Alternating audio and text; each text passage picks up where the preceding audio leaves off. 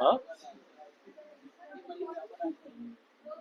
चलो भाई देखिए, चलिए आगे देखते हैं। तो इसमें पहला एक हम लोग क्वेश्चन कर लें पहले कि इमेज पे अगर क्लिक करें तो इमेज पे खुल जाए, है ना। तो इमेज पे क्लिक करना है, मतलब आपको क्या बनाना है, एक हाइपर लिंक बनाना है। देखिए, तो सबसे पहले क्या करेंगे, जैसे ये इमेज हमने बनाया था ना, यही इमेज हम ले रहे हैं, ठीक है ना। हम इसी इमेज पे बता रहे हैं, चलो ध्यान देखेंगे। ये इमेज है, इस इमेज पे क्या, इस इमेज को क्या करना है, क्लिक करना है, इमेज पे क्लिक करना है। मतलब इमेज पे हम लोग लगा देंगे hyper link, AHREF is equal to double quotes में, इमेज पे क्लिक करने पे इमेज खुल जाए, मतलब लिंक यहाँ डाल दें, इमेज का लिंक यहाँ डाल दो। ये पूरा यहाँ से इमेज को खोल लो, कॉपी, और यहाँ पे लाके कर दीजिए पेस्ट। फुल साइज इमेज यहाँ पे आ जाएगी, और जो इमेज का वो है वो यहाँ पे आ जाएगा, शॉर्ट वाला। तो जो हम लोग लिखते थे ना हाइपर लिंक के टाइम पे कि ये पाथ हो गया, और यहाँ क्लिक, क्लिक करना जो लिखते थे टेक्स्ट, अब क्लिक नहीं, क्लिक पे नहीं लिंक बनेगा, किस पे बनेगा, इमेज पे, इमेज पे। इमेज का लिंक कॉपी कैसे होता है, देखो इमेज पे आप जाओ,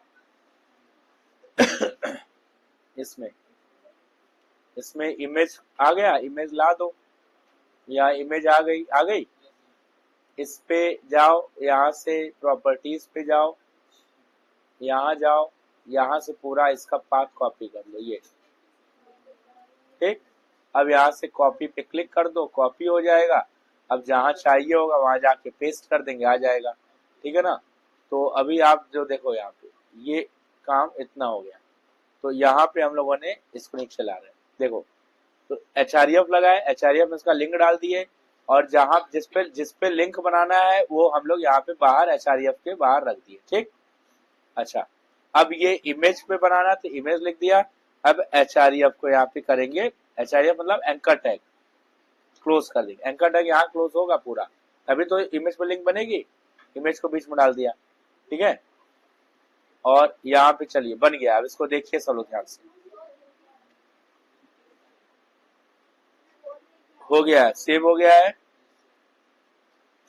उसको रन कराएंगे, ये इमेज आ रही है, देखो लिंक आ गया ना इमेज पे, ठीक है ना। इमेज पे पहले लिंक बना दिए, और लिंक के बाद पाथ इसका पड़ा हुआ है, और जिस पे लिंक बना था वो इमेज डाल दिया यहाँ पे। अब इस पे क्लिक करेंगे तो इमेज खुल जाएगी, है। ये इमेज का जितना साइज, ये इमेज का साइज इतना है, इमेज जितना बड़ा साइज होगा उतने बड़ा खुलेगा, ठीक है, बात समझ आ गए।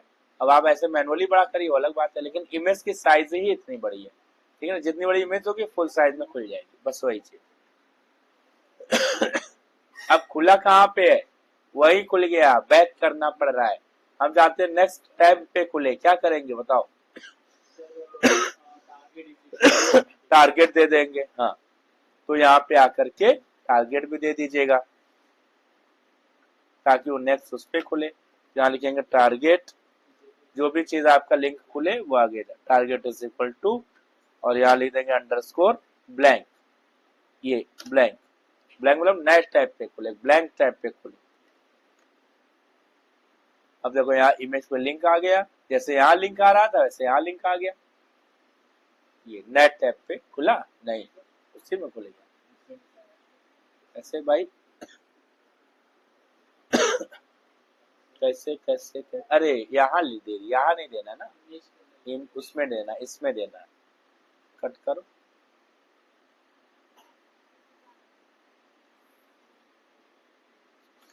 यहाँ देना, लिंक का देना ना टारगेट, ये यहाँ is equal to underscore blank. अब ये जाएगा उधर,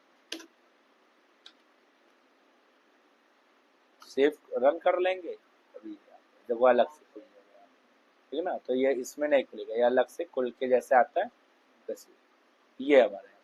चलिए अब आगे टॉपिक देखिए, जब पढ़ा ही रहे हैं तो आगे टॉपिक देख लेते, ये हो गया। अब हम आपको आगे टॉपिक बता रहे हैं, तो ध्यान से सब लोग देखिएगा।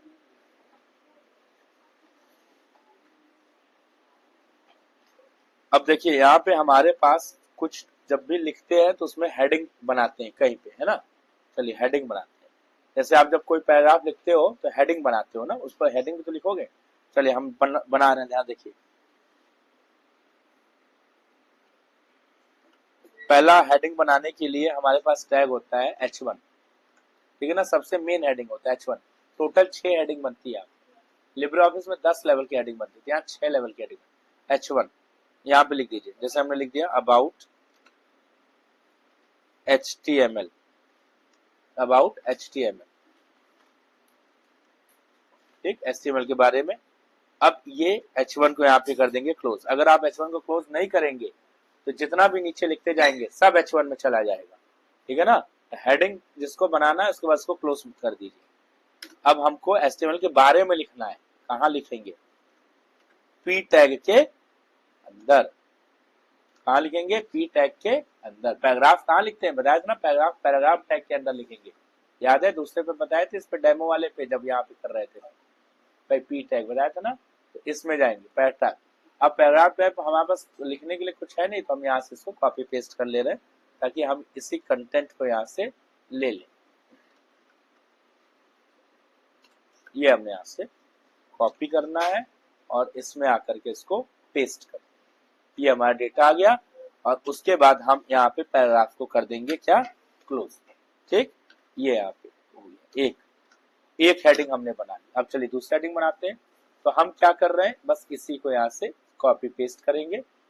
जब अपना आप डेटा बनाएंगे तो आप इसको लिखेंगे, इसे कॉपी करेंगे और यहाँ पे आकर के पेस्ट कर देंगे।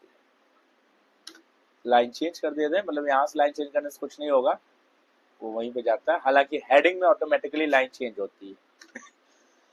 तो ये यहाँ पे आ जाएगा। इसको ये H1 और 3 4 5 6 बार करना है। समझ आ रही बात? 6 बार, 6 हेडिंग है। H1 ये क्या होगा अभी आप देखिएगा, H2 और यहाँ पे हटा देंगे अबाउट H1 नहीं। अब लिख देंगे यहाँ पे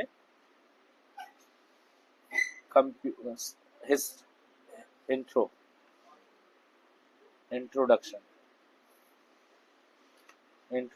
ठीक है ना। ठीक है, ऐसे हेडिंग बना रहे हैं अभी। इंट्रोडक्शन। तीसरा नंबर पे आ जाएंगे, यहाँ पे हो जाएगा H3, हो जाएगा H3 और ये आपको मिलेगा। ये छोटा टॉपिक आज इसीलिए लिए थे ताकि कम टाइम में हो भी जाए। S3 को इसको हम यहाँ पे सेलेक्ट कर देंगे, यहाँ पे हटा देंगे, अबाउट कंप्यूटर लिख दिए, ठीक। फिर आ जाएंगे H4 पे, यहाँ पे आपको मिलेगा H4, चौथे नंबर की हेडिंग होती है। अब जरूरी नहीं है कि आप सब लिखिए, आपको जिस लेवल की हेडिंग बनानी है उस लेवल को यूज करना पड़ेगा। यहाँ पे आ जाएंगे, हम लोग इसको हटा देंगे यहाँ से और यहाँ पे लिख देंगे पार्ट्स ऑफ कंप्यूटर।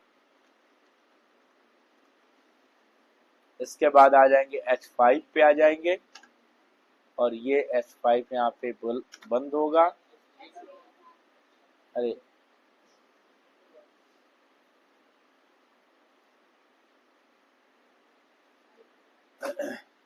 H5 और यहाँ जाके ये हो जाएगा H5, ठीक।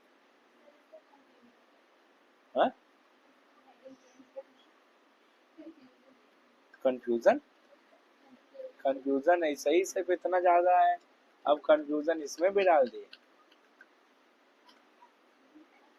पार्ट्स हो गए, यहाँ पे लिख दो मेमोरी के बारे में। लास्ट अब बचा है, लास्ट आएगा हमारा कंक्लूजन। अच्छा कंक्लूजन बोल लेंगे, हमें लगा क्या कंफ्यूजन डाल दीजिए। अब सही सोचा, हमें कंफ्यूजन, हमें लग रहा है क्या लिख दीजिए कंफ्यूजन। सही, एकदम सही बता रही, कंफ्यूज हो जाते, पढ़ाते पढ़ाते कंफ्यूज हो जाते। ये कंफ्यूजन वाले बच्चे रहते हैं ना, ज्यादा बच्चे कंफ्यूजन वाले होते हैं, तो कंफ्यूज हो ही जाएंगे। इसमें क्या लिख दें? कंक्लूजन। चलिए अब ये बन गया है भाई। अब आ जाइए नीचे से, सेव कर लेते हैं। अब इसमें देखिए रन कराते हैं।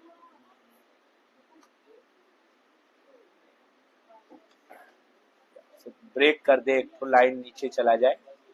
यहाँ पे एक ब्रेक लगा देते हैं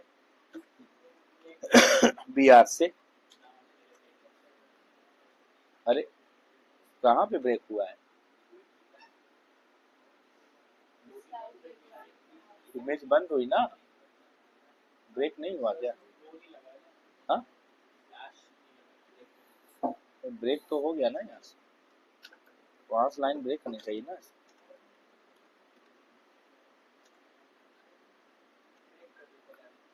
ये उसी के बराबर जा रहा है, यहीं से ब्रेक करना पड़ेगा।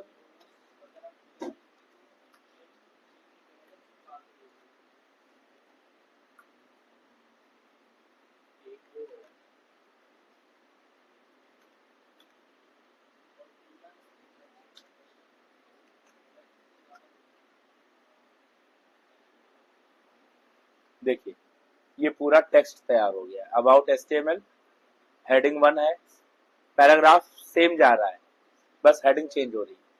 हेडिंग 2 है, हेडिंग 3 है, हेडिंग 4 है, हेडिंग 5 है, हेडिंग 6, बस 6। अगर 6 के आगे आप करोगे तो 6 ही लेगा, सबसे छोटा 6। हेडिंग 6 है ही, हेडिंग 6 के आगे कोई टैग है ही नहीं, वो गलत हो जाएगा, एरर आ जाएगा। हेडिंग 1 से हेडिंग 6, 6 हेडिंग, ठीक है ना। 6 हेडिंग आपको यहाँ पे मिलेगी। तो अगर आपको कुछ पैराग्राफ इस तरह से नोट्स बनाना है, डालना है साइड्स पे, पेजेस पे, तो हेडिंग के फॉर्म में प्रॉपर आप कर सकते हैं। आपको कितने लेवल की हेडिंग यूज करनी, छोटा बड़ा, आप उस हिसाब से हेडिंग को यहाँ पे ले सकते हैं कि आपको कौन सी हेडिंग चाहिए। हाँ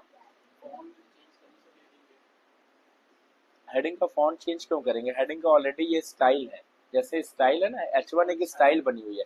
अगर आप स्टाइल इसमें चेंज करेंगे तो फिर वो अपने हिसाब से हो जाएगा।